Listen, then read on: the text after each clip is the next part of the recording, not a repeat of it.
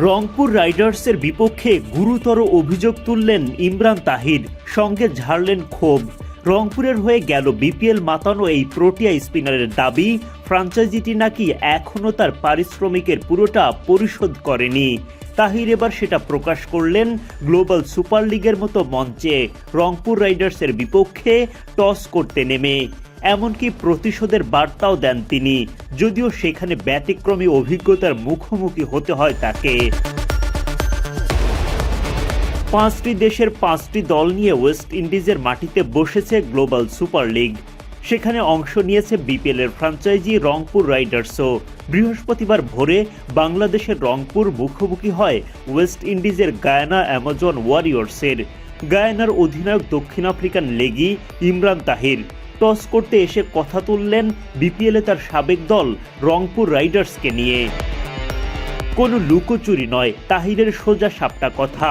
অভিযোগের তীর রংপুর রাইডার্স ম্যানেজমেন্টের দিকে। তাহির বলেন, দেখুন, আমরা প্রতিটি ম্যাচ জেতার জন্যই এখানে এসেছি।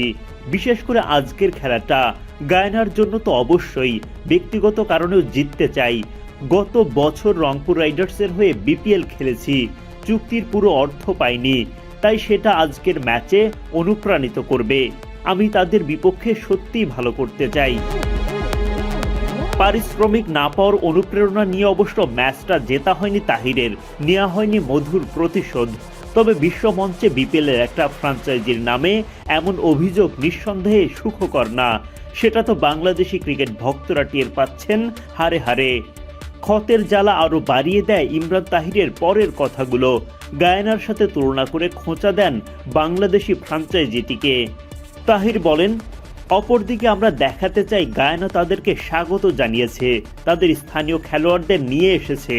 তারা কিছু অর্থ উপার্জন করবে, ভালো ক্রিকেট খেলতে পারবে এবং তাদেরকে দেখিয়ে দেওয়া আমরা তাদের চেয়ে ভালো মানুষ।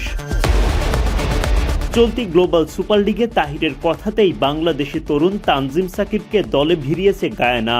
আর এদিকে বাংলাদেশি ফ্র্যাঞ্চাইজির বিরুদ্ধেই তার এমন গুরুতর অভিযোগ প্রমাণিত হলে সেটা নিঃসন্দেহে বিপিএলের নেতিবাচকতা বাড়াবে আরও।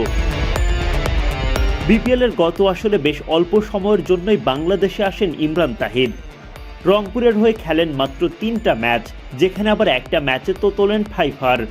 বয়স 45 পেরিয়ে গেলেও এখনও ফর্মে আছেন এই স্পিনার। তবে অমন তিক্ত অভিজ্ঞতার পর ফের বিপিএলে আসতে হয়তো বারবার ভাববেন তিনি।